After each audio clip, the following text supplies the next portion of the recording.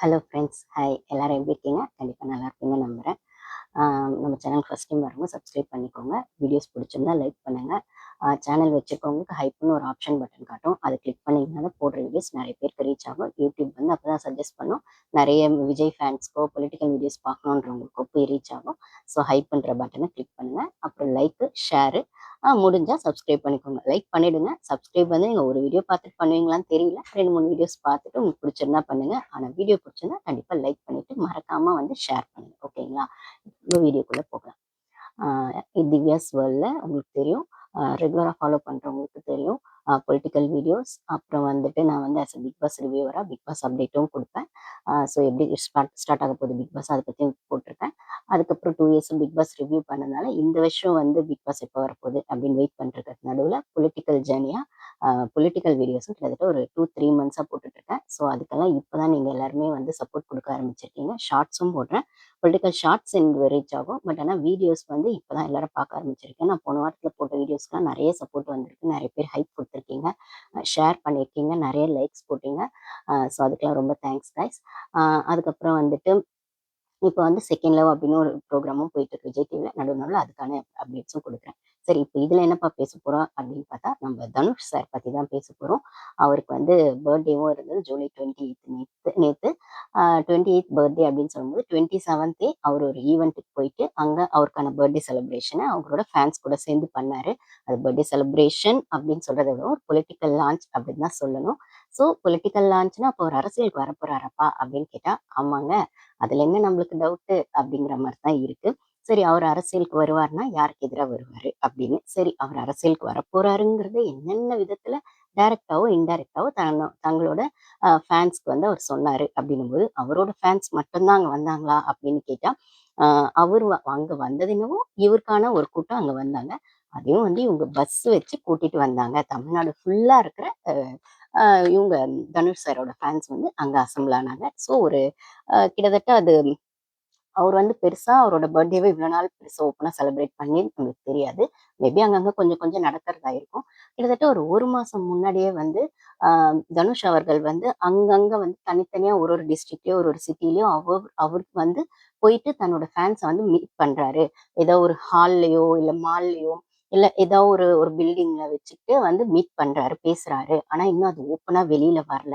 அங்கங்க குட்டி குட்டியா எல்லாரோடது ஃபேன்ஸையும் வந்து என்ன சொல்றது, அந்தந்த சின்ன சின்ன இடத்துல அந்தந்த டிஸ்ட்ரிக்ட்ல இருக்கக்கூடிய தன்னோட ஃபேன்ஸை நேரடியாக போய் சந்திச்சு அங்கே ஒரு மீட்டிங் ஆர்கனைஸ் பண்ணி அது ஒரு விஷயமா வந்து பண்ணிட்டு இருக்காரு. கிட்டத்தட்ட ஒரு 1 மாசம் 1.5 மாசமாவே வந்து பண்ணிட்டு இருக்காரு அப்படின்னு பேச்சு அரசல் பரசலா அடிபட்டது. நானும் வீடியோஸ் போடணும்னு நினைச்சேன். சரி, ஓகே, இன்னைக்கு இருந்தாலும் வந்துட்டு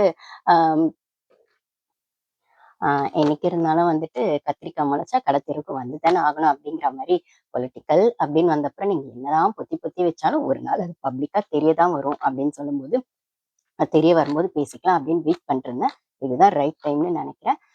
ஆக்சுவலா வந்து அவர் பர்த்டே 28th முன்னாடி 27th அவர் இந்த ஈவெண்ட்ல பங்கு பங்கு பெற்றிருக்காரு. அதுவும் அது எங்க நடந்துச்சுன்னா வேல்ஸ் காலேஜ் அந்த குரூப்ல வந்து நடந்த ஒரு பிளட் டொனேஷன் கேம்ப்ல வந்து இவர் வந்து போய் பேசியிருக்காரு. அங்க வந்து தமிழ்நாடு ஃபுல்லா இருக்க அவரோட ஃபேன்ஸ் எல்லாருமே வந்து பஸ் வச்சுட்டு அவரே அந்த டிரான்ஸ்போர்ட்லாம் அரேஞ்ச் பண்ணி ஃபுட் ஃபெசிலிட்டியோட அந்த ஒரு லான்ச் நடந்தது. ஐ மீன் பொலிட்டிக்கல் லான்ச் நடந்தது அப்படின்னு சொல்லும்போது, அவர் அங்க பேசின வார்த்தைகள், ஸ்டேட்மெண்ட் எல்லாமே இல்ல அவரோடது அந்த ஒரு வே ஆஃப் ஸ்பீச் எல்லாமே எதை சொல்லுச்சுன்னா, நான் அரசியலுக்கு வரப்போறேன். உங்களோட சப்போர்ட்ல அரசியலுக்கு வரப்போறேன். நீங்க சப்போர்ட் பண்ணுவீங்களா? அப்படின்னு லாரன்ஸ் அவர்கள் மாரி கேட்கல. லாரன்ஸ் அவர்கள் கேட்டாங்க, நீங்க சப்போர்ட் பண்ணுவீங்களா? இல்லன்னா நான் அரசியலுக்கு வரணுமா வேணாமான்னு நீங்க சொல்லுங்க அப்படின்னு அவர் வழ வழ கொழ கொழன்னு பேசினாரு. பட் ஆனா தனுஷ் அவர்கள் டைரக்ட்டா இவ்ளோ பெரிய கூட்டம் கூடியிருக்கீங்க.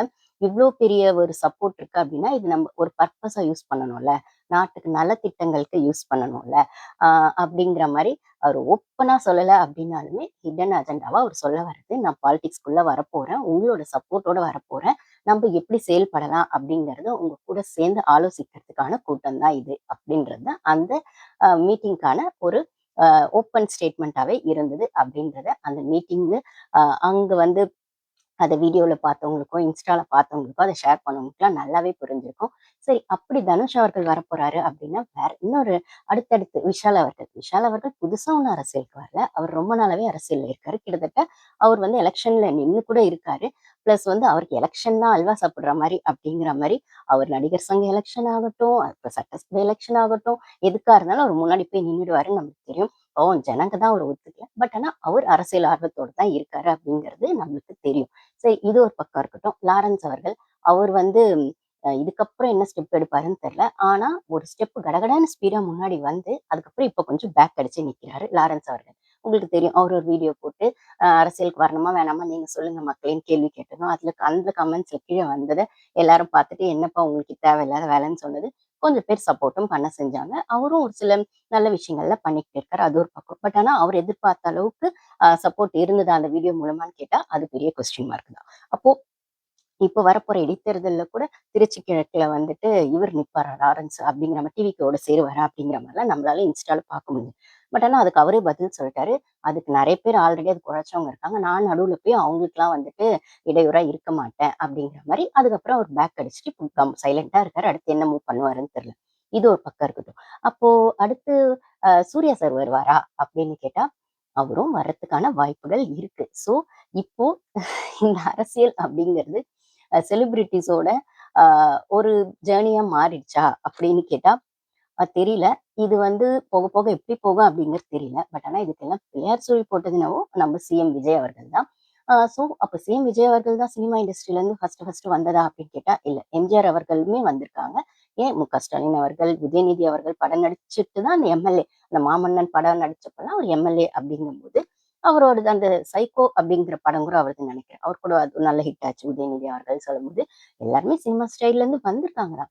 பட் ஆனா ரொம்ப பெரிய ஹிட் குடுத்துட்டு வந்தது அப்படின்னும்போது, ஒரு ஒரு ஸ்டாராவே வந்து சினி ஃபீல்ட்ல இருந்தது அப்படின்னு சொல்லும்போது எம்ஜிஆர் அவர்கள், ஜெயலலிதா அம்மா அவர்கள். அதுக்கப்புறம் வந்து விஜயகாந்த் சார் அவர்கள். அவர வந்து நம்ம மறக்கவே முடியாது. என்ன அவரால வந்து சிஎம் ஆக முடியல. அப்ப இருந்த அந்த ஒரு பொலிட்டிக்கல் வந்து ரொம்ப ஸ்ட்ராங்கா இருந்தது. அம்மா அவர்களுக்கான விஷயங்களாகட்டும், கலைஞர் அவர்களுக்கான விஷயங்களாகட்டும், எல்லாமே ரொம்ப ஸ்ட்ராங்கா விஜயகாந்த் அவர்களுக்கு இருக்கும். அப்ப நடந்த அரசியல்லாம் வேற. அது ஒரு ஹெல்த்தி பாலிடிக்ஸா இருந்தது. ஜனங்களுக்கு யார் வந்து நெறைய நல்லது செய்றா?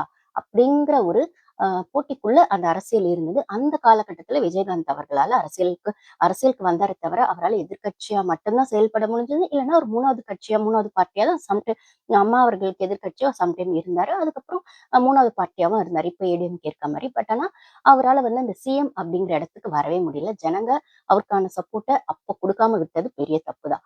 அப்போ அப்படி இருக்கிற பட்சத்தில சினி இண்டஸ்ட்ரியில இருந்து நெறைய பேர் வந்து நம்ம கமலஹாசன் அவர்கள், அவர பேசாம விட்டுட்டோமே! அவரு சிஎம்க்கு தான் நெறைய ட்ரை பண்ணாரு. தமிழ்நாடு ஆளணும்னு தான் ட்ரை பண்ணாரு. பெரிய பெரிய லெவல் வரைக்கும் அவருக்கான விஷயங்கள அவர் கொண்டு போனாரு. திமுகவுக்கு அகைன்ஸ்டா பேசினாரு. எல்லாமே பண்ணாரு. ஆனா அதுக்கப்புறம் திமுகவோடவே ஜாயிண்ட் அடிச்சுட்டாரு. இப்ப எம்பியாவும் இருக்காரு அப்படின்னு சொல்லும்போது, அந்த சிஎம் சேர ரீச் பண்ணது யார் யாருன்னு பார்த்தா, அது நம்ம எம்ஜிஆர் அவர்களும், ஜெயலலிதா அம்மா அவர்களும், இப்போ அ வந்துட்டு விஜய் அவர்கள் அப்படின்னு சொல்லும்போது, அடுத்து வர்றவங்களுக்கெல்லாம் அ சிஎம் சேர ரீச் பண்றது தான் நோக்கமா? அதாவது அரசியல் தான் நோக்கமா? இல்ல மக்கள் சேவை தான் நோக்கமா? அப்படின்னு கேள்வி கேட்டா, அது ஒரு பெரிய கொஸ்டின் மார்க் தான். அது ஒரு பெரிய கொஸ்டின் மார்க் தான். பட் ஆனா அவங்களோட ஐடியாலஜி ஜனங்களுக்கு புடிச்சு, அவங்க வந்து ஓட்டு போடுவாங்களா? அப்படின்னு கேட்டா, அது அகைன் பெரிய கொஸ்டின் மார்க். ஆம் ஒரு ஒரு ஒரு ஆர்டிக்கல்ல நான் படிச்சிருக்கேன். ஒரு ஒரு ஃபியூ இயர்ஸ் பேக் வந்து பழைய ஆக்டர்ஸ் யாரோ, சரத்பாபு யாரோ சம்திங் அவங்க வந்து 2 பேர் பேசும்போது, காமெடியா பேசிட்டு இருக்கும்போது, அந்த 2 பெரிய ஒரு மாரி சப்போர்ட்டிவ் ஹீரோஸ் நெனைக்கிறேன். சரத்பாபு பிளஸ் இன்னொருத்தர் யாரோ பேசிட்டு இருக்கும்போது, ஆ "நீ எல்லாம் அரசியலுக்கு வந்துடலாம் இல்லையா?" அப்படின்னு யாரோ கேட்கும்போது அந்த ஆப்போசிட்ல அப்ப சரத்பாபு அவர்களோ யாரோ சொன்னாங்களாம். "ஆ நம்மளுக்கெல்லாம் வந்து கையாட்டுவாங்க ஃபேன்ஸ்ன்னு சொல்லி. ஆனா வந்து அந்த கை விரல்ல வந்து ஆ இது மை வச்சு ஓட்டு போடுவாங்களான்னு கேட்டா, அது பெரிய கேள்விக்குறி தான். நம்மள மாரி சினி ஃபீல்ட்ல இருக்கவங்களுக்கு தான். ஃபேன்ஸா வந்து ஹாய் சொல்லுவாங்க, பாய் சொல்லுவாங்க. பட் ஆனா அந்த எலக்ஷன் அப்படின்னு வரும்போது, அந்த விரலுக்கு நடுவுல வைக்கிற அந்த மைக்கான விஷயமா, நம்மளுக்கான விஷயங்கள் மாறுமான்னு கேட்டா, அது பெரிய கேள்விக்குறி தான்." அப்படின்னு அப்ப இருந்த 2 ஃபேமஸ் சப்போர்ட்டிவ் ஆக்டர்ஸும், ஹீரோஸும் பேசின அந்த ஆர்டிக்கிள்ல நான் எங்கேயோ ஒரு இடத்துல படிச்சேன். அந்த மாதிரி அது ஒரு சிலருக்கு தான் அந்த ஃபேன்ஸ் பேஸ் வந்து ஓட்டா மாறியிருக்கு அப்படின்னு சொன்னா, அது எம்ஜிஆர் அவர்களுக்கு நடந்திருக்கு, அம்மா அவர்களுக்கு நடந்திருக்கு. இப்போ விஜயகாந்த் அவர்களுக்கு நடந்தது. பட் ஆனா அவர் சிஎம் சேர் வரைக்கும் போகல அப்படின்னு சொல்லும்போது, இவர் வந்துட்டு விஜய் வந்திருக்காருன்னா, இப்ப அடுத்து வரவங்களுக்கெல்லாம் என்ன நோக்கமா இருக்கும் அப்படின்னும் போது, அவங்களோட நோக்கம் என்ன அப்படிங்கிறத விடவும், விஜய் சார் மாரி நம்மளும் சிஎம் ஆயிடணும் அப்படிங்கிறத விடவும், நம்மலாம் ஏன் அரசியலுக்கு வரக்கூடாது? நம்மளும் சிஎம் ஆகலாம் தானே! நம்மளும் மக்கள் பணி செய்யலாம் தானே! நம்மளுக்கும் ஃபேன் பேஸ் இருக்கு தானே! அது ஓட்டா மாறும் தானே! ஏன் நாங்கலாம் போயஸ் கார்டன்ல வீடு வாங்கக்கூடாதா என்ன? நாங்கலாம் சிஎம் ஆகக்கூடாதா என்ன? அப்படிங்கிற பாணியில தான் நம்ப தனுஷ் சார் உள்ள வந்திருக்காரு.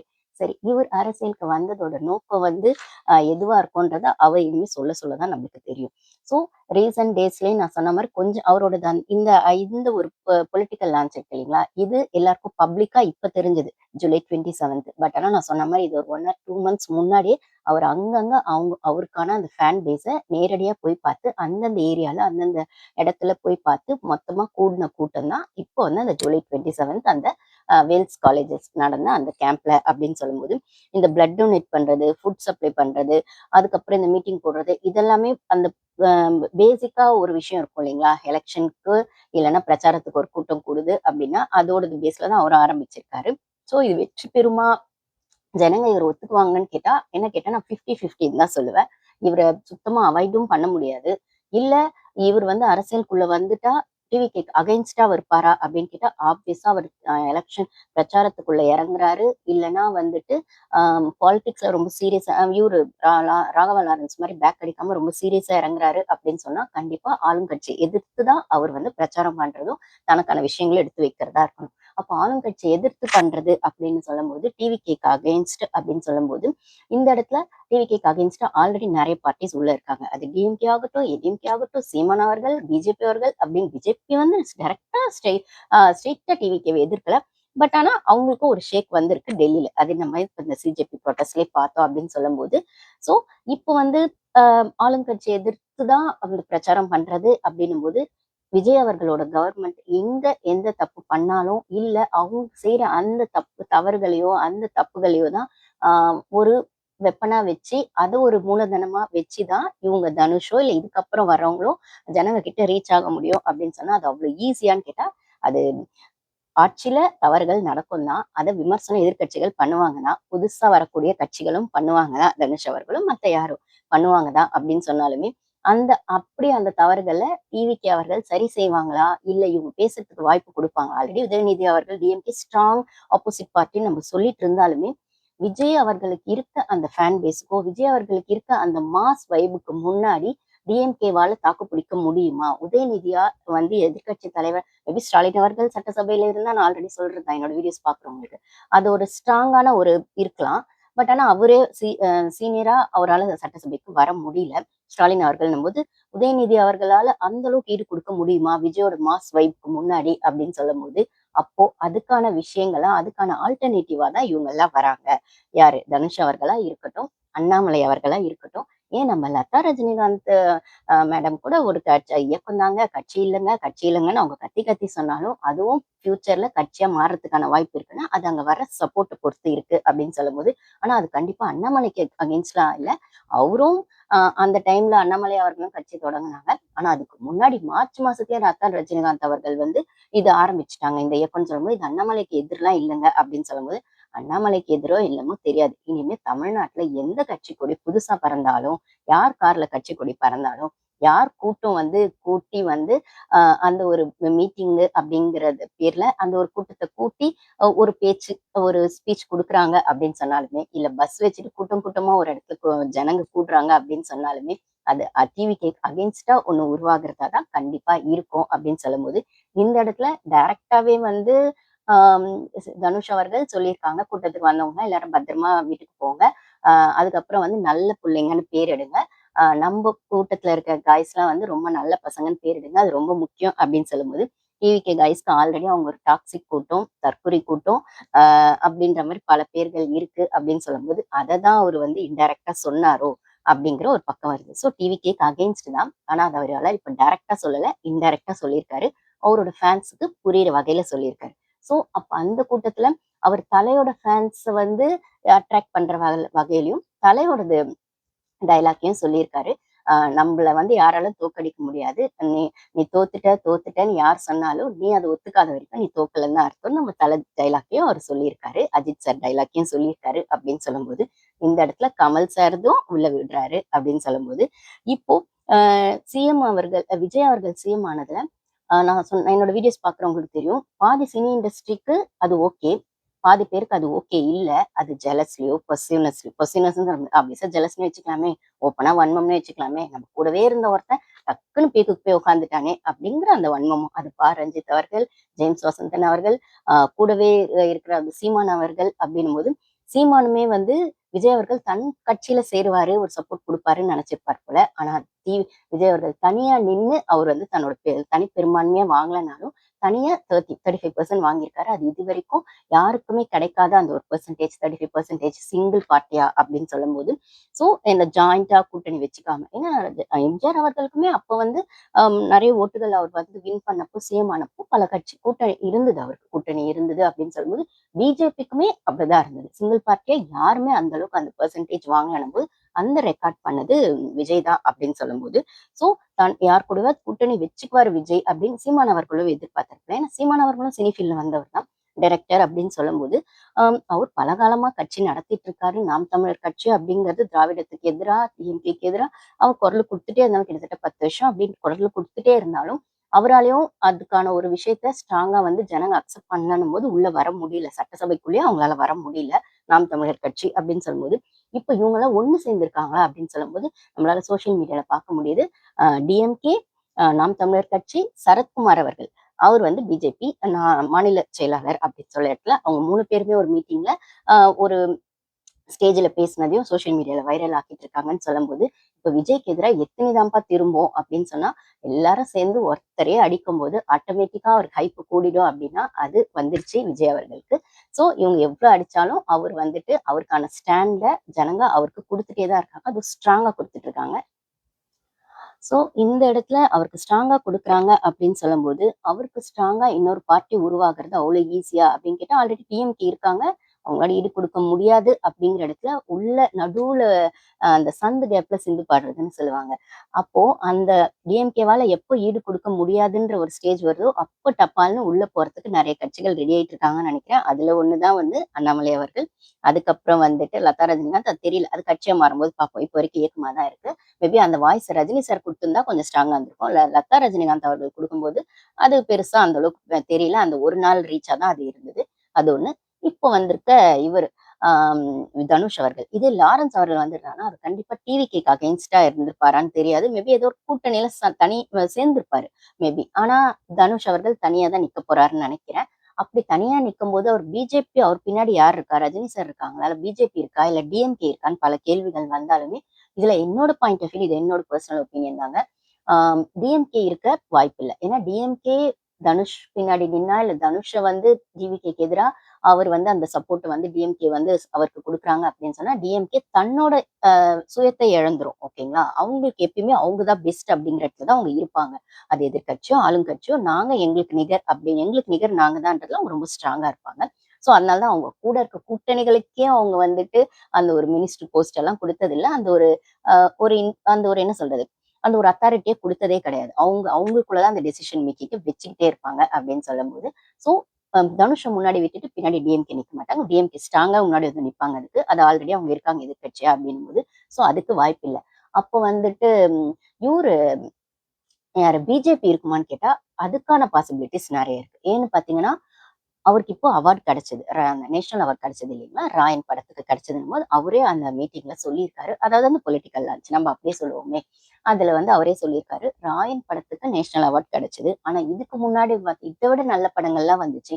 அப்ப ஏன் குடுக்கலன்னு யாராவது வாய்ஸ் அவுட் பண்ணீங்களான்னா, நாங்க ஏன்பா பண்ணணும்? நீங்க காசு வாங்குறீங்க, நடிக்கிறீங்க. நடிக்கிறதுக்கு நீங்க காசு வாங்கிக்கிறீங்க. அந்த படம் ஓடுது, ஓடலங்கிறது அந்த ப்ரொடியூசரோட பிரச்சனை. அப்படி இருக்கும்போது ஒரு ஆக்டரா, ஒரு ஹீரோவா உங்களுக்கு படம் ஓடுனாலும், ஓடலனாலும் நீங்க சம்பளம் வாங்கி தான் நடிக்கிறீங்க. சர்வீஸ்லாம் பண்ணல அப்படின்னும்போது, உங்களுக்கு அவார்ட் அப்படிங்கிறது ஒரு எக்ஸ்ட்ரா போனஸ் தான் அப்படின்னு சொல்லும்போது, அதுக்கு ஏன் நாங்க கேட்கணும் அப்படிங்கிற மாரி தான் அவர் கேட்ட அந்த கேள்வி காமெடியா தான் இருந்தது. நாங்க ஏன் கேட்கணும் அப்படிங்கிற மாதிரி இருந்தது. இதை விட நல்ல படங்கள் வந்துச்சுன்னு அவர் சொல்லும்போது, அப்ப ராயன் ரொம்ப சுமாரான படமான, ரொம்ப மொக்கையான படம். வயலன்ஸ் தான் ஃபுல்லா. ஆக்சுவலா நான் வந்து ஓப்பனா சொல்லணும்னா, நான் விஜய் சார் மூவியே பார்க்க மாட்டேன். என்னோட வியூஸ்ல நான் சொல்லியிருப்பேன். ஏன்னா அவரது மாஸா இருக்கும். வயலன்ஸ் கொஞ்சம் இருந்தாலும் மாஸா இருக்கும். பெருசா மெசேஜ் இருக்காது அப்படின்றதுனால. இப்போ நம்மளோட சிஎம் படம்ன்றதுனால சர்க்கார் இது மட்டும் தான் பார்த்தேன். பொலிட்டிக்கல் ஃபிலிம் பிளஸ் பொலிட்டிக்கல் ஃபிலிமும் பிடிக்கும்ன்றதுனால ஜனநாயகன் பார்த்தேன் அப்படின்னு சொல்லும்போது, ஆனா தனுஷ் சார் படங்கள் ரீசன்ட் டேஸ்ல கிட்டத்தட்ட ஒரு 5, 6 இயர்ஸா பார்க்கவே முடியல. என்னால ஏதாவது இந்த வயலன்ஸ் ஜாஸ்தி அப்படின்னு சொல்லும்போது, அப்போ அவருக்கான ஒரு ஆடியன்ஸ் இல்லையா? அவருக்கான ஃபேன்ஸ் தமிழ்நாட்டுல இல்லையான்னா கண்டிப்பா இருக்காங்க. அவருக்கான ஃபேன்ஸ் இருக்காங்க. பட் ஆனா அது ஓட் பேஸா மாறுமா? அப்படின்னு கேட்டா கொஸ்டின் மார்க் தான். ஆனா மாறும். எந்த லெவலுக்கு மாறும்? விஜய் சார் லெவலுக்கு மாறுமா? அப்படின்னு கேட்டா அது கொஸ்டின் மார்க். பட் ஆனா அதே இடத்துல டிஎம்கே சரியான எதிர்க்கட்சியா செயல்படு எப்படி ஏடிஎம்கே சரியான டிஎம்கேக்கு சரியான எதிர்க்கட்சியா ஏடிஎம்கே படாததால அந்த இடத்துல எப்படி டிவிகே வந்துச்சோ, என்னோட வீடியோஸ் பாக்குறவங்களுக்கு தெரியும். டிவிகே வந்து ஏடிஎம்கே 2.0வா தான் செயல்படுது. அம்மாவோடது பாலிசியும் எம்ஜிஆர் அவர்களோடது கொள்கையும் பிளஸ் வந்து டிஎம்கே அகெயின்ஸ்ட் அதாவது டிஎம்கே எதிர்ப்பு அரசியலை தான் டிவிகே கையில எடுத்திருக்கு அப்படின்னு சொல்லும்போது, இப்போ ஏடி டிஎம்கே எதிர்ப்பு அரசியலை கையில எடுத்ததுனால தான் ஏடிஎம்கே வின் பண்ணுச்சு அப்படின்னு சொன்னா, இப்போ டிவிகே எதிர்ப்பை யார் எடுக்கிறாங்கன்றது ஒரு பெரிய கொஸ்டின் இப்ப இருக்கு தமிழ்நாட்டுல. ஏன்னா அதுக்கான ஸ்ட்ராங்கா ஏடிஎம்கே இல்ல.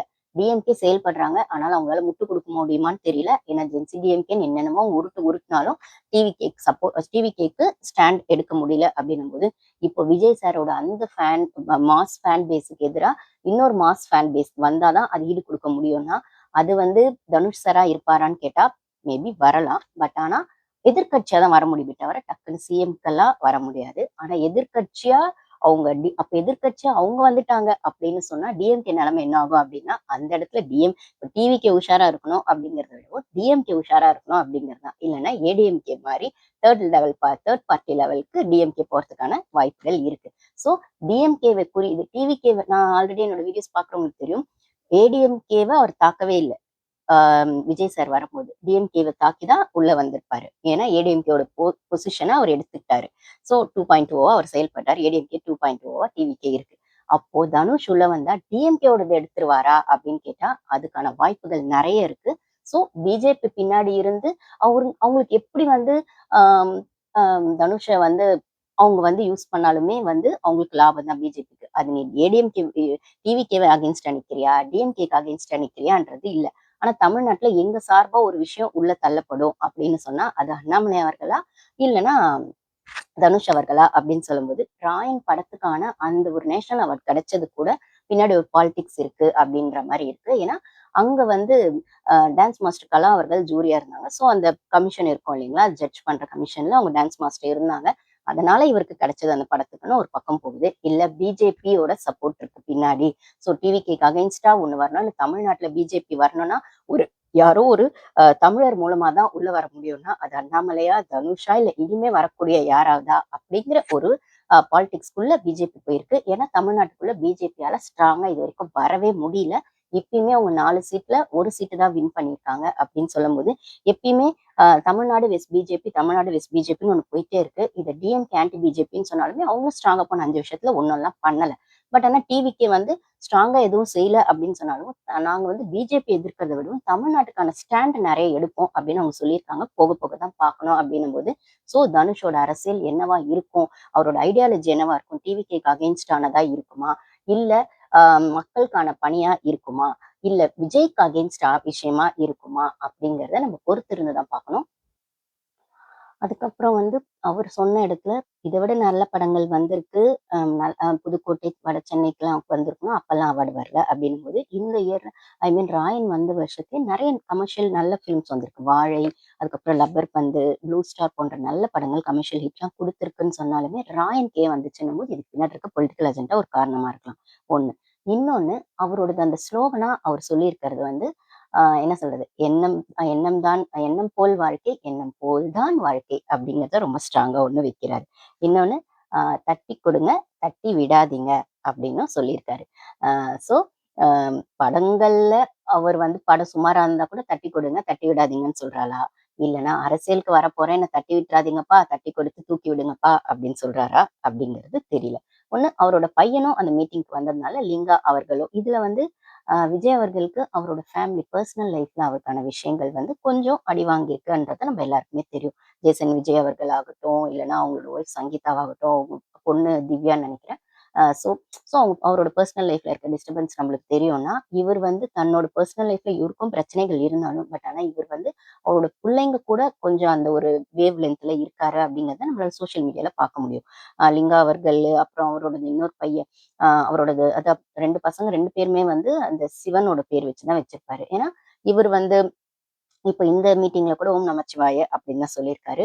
அவரோட அரசியல் ஆன்மீகத்தை நோக்கி இருக்கும் அப்படின்னு. ஆன்மீகம் நோக்கி யார் ஆல்ரெடி அரசியல்னு ஆரம்பிச்சது? நம்மளுக்கு தெரியும். நம்ம தலைவர் ரஜினிகாந்த் அவர்கள் தான். இவருக்கு முன்னாடி ரஜினிகாந்த் அவர்கள் இருக்காங்களா? அப்படின்னு கேட்டா, ஆ இப்ப ஸ்ட்ராங்கா எனக்கு வந்து அவர் இருக்காருன்னு சொல்ல முடியல. பட் ஆனா ஒருவேளை இந்த பொலிட்டிக்கல் ஜர்னி இவர் ஸ்ட்ராங்கா நிக்கும் அப்படின்னா, சப்போர்ட்ட பின்னாடி இருந்து ரஜினி சார் குடுக்கலாம். ஏன்னா ரஜினி சார் நழுவ விட்ட வாய்ப்ப இப்ப வந்து இவர் கையில எடுக்கிறதுக்கான விஷயங்கள் இருக்கு. ஏன்னா இவரோட பிஹேவியர், இவரோட மேனரிசம் எல்லாமே நம்ம படங்கள்ல பார்த்திருப்போம். ரஜினி சார ஃபாலோ பண்ணி தான் இருக்கும். இவர் போயஸ் கார்டன்ல வீடு வாங்கும்போது கூட ரஜினி சார் இவர் சின்னப்ப இருக்கும்போது அந்த போயஸ் கார்டன் எட்டி எட்டி பார்த்ததாவும், அவர் வீட்டுக்குள்ள போற அவ்வளோ ஆசைப்பட்டதாவும், அவ்ளோ பெரிய ரஜினி ஃபேன்னு சொல்லும்போது, அவர் வீட்டுக்கு இவர் மாப்பிள்ளையாவே போயிட்டாரு. இருந்தாலும் இவரு வந்து அந்த தூரத்துல இருக்கும்போது இருந்த அந்த விஷயங்கள், இவர் அந்த வீட்டோட மாப்பிள்ளையாவே ஆகும்போது, பெருசா அது கனெக்ட் ஆகாம முட்டுறது, மோதுறதுமாவே இருந்தது. அப்புறம் அது டிவோர்ஸ் வரைக்கும் போயிடுச்சு. அவங்க தனுஷ் அவர்களும், அவங்க ஐஸ்வர்யா அவங்களது அந்த டிவோர்ஸ் வரைக்கும் போயிடுச்சு அப்படின்னு சொல்லும்போது, ஆ ஸோ இப்ப வந்து ஆனா அவங்க புள்ளைங்க கூட அவர் அந்த வேவ் லென்த்ல இருக்காருன்னா, இப்ப இந்த மீட்டிங் கூட அவரோட புள்ள லிங்காவ கூப்பிட்டுட்டு வந்தாரு அப்படின்னு சொல்லும்போது,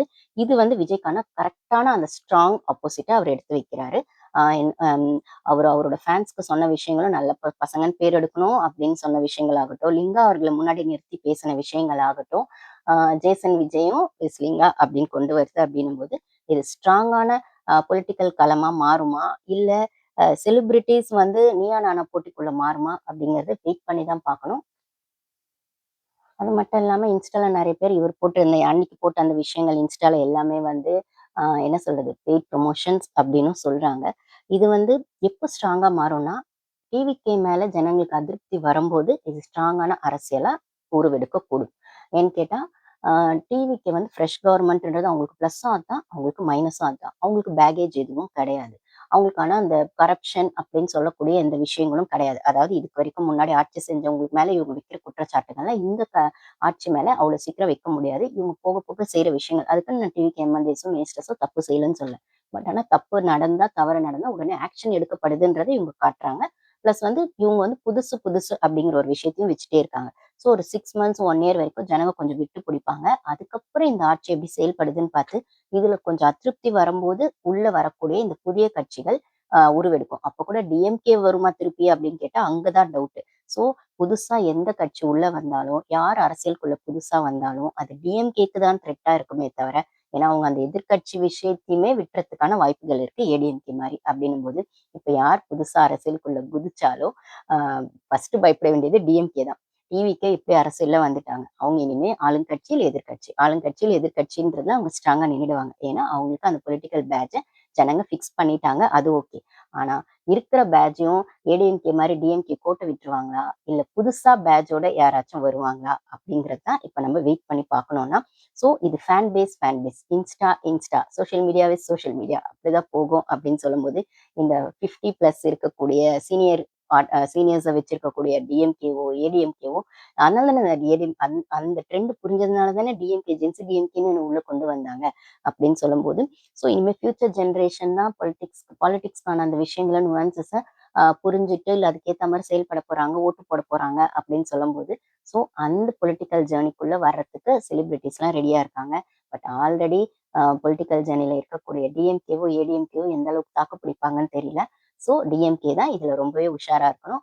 டிவிகே அவங்களோட செயல்பாடுகள இன்னும் கொஞ்சம் துரிதமாவும், கொஞ்சம் வந்து அம் அவங்களுக்கான அந்த ஒரு கிறிஸ்போடவும் செய்யணும் அப்படிங்கிறது தான் என்னோட விஷயங்களும். ஸோ 6 மந்த்ஸ் அப்படிங்கிற ஹனிமூன் பீரியடோ, இல்ல 1 இயர் அப்படிங்கிறதும் மேக்ஸிமம் பீரியட். அதுக்கப்புறம் அவங்களோட பிளஸ், மைனஸ் ஜனங்க கணிக்க ஆரம்பிச்சுருவாங்க. ஸோ அடுத்த எலக்ஷனுக்கு புதுசா வரக்கூடிய கட்சிகள் உள்ள வருமா? இல்ல ஆல்ரெடி இருக்கக்கூடிய டிவிக்கேவே அடுத்தடுத்து ஆள்வாங்களா? அப்படிங்கிறத நம்ம வெயிட் பண்ணி தான் பார்க்கணும். ஸோ இதுக்கு பின்னாடி ரஜினி சார் இருக்காரா? பிஜேபி இருக்கா? டிஎம்கே இருக்கா? கண்டிப்பா நான் சொன்ன மாரி டிஎம்கே இருக்க வாய்ப்பில்ல. பட் ஆனா ரஜினி சார் பின்னாடி இருந்து சைலன்ட்டா சப்போர்ட் குடுக்கலாம். அத யாரும் எதிர்பார்க்கவும் முடியாது. ஸோ அரசியல்ல என்ன வேணா நடக்கலாம். அரசியல் இதெல்லாம் சகஜமப்பா அப்படின்னு சொல்ற மாரி, எது எப்ப வேணா அரசியல்ல மாறலான்னு சொல்லும்போது, வெயிட் பண்ணி தான் நம்ம பார்க்கணும். தனுஷ் சார் அவ்வளோ ஈஸியா இதெல்லாம் வாய்ப்பில்ல ராஜா அப்படின்னு லாரன்ஸ் மாரி நம்ம வந்து அவர இக்னோர் பண்ண முடியாது. அவருக்கான ஒரு ஃபேன் பேஸ் இருக்கு. ஸோ அவர் அஜித் சார் ஃபேன்ஸையும் நான் ஆல்ரெடி சொன்ன மாரி சினி இண்டஸ்ட்ரியில விஜய் சாருக்கு அகைன்ஸ்டா ஒரு கூட்டம் இருக்குன்னா, அது அப்படியே தனுஷ் சாருக்கு சப்போர்ட்டான கூட்டமாவும் மாற வாய்ப்பு இருக்கு. இல்ல எதிர்க்கட்சிகளா இருக்கக்கூடியவங்களும் தனுஷ் சாருக்கு சப்போர்ட் குடுக்கலாம் அப்படின்னு சொல்லும்போது, வெயிட் பண்ணி தான் பார்க்கணும். நெக்ஸ்ட் வீடியோல பார்ப்போம் கைஸ். முடிஞ்சா சப்ஸ்கிரைப் பண்ணிக்கோங்க, ஷேர் பண்ணுங்க, லைக் பண்ணுங்க. அப்பதான் வீடியோஸ் நெறைய பேருக்கு ஷேர் ஆகும்.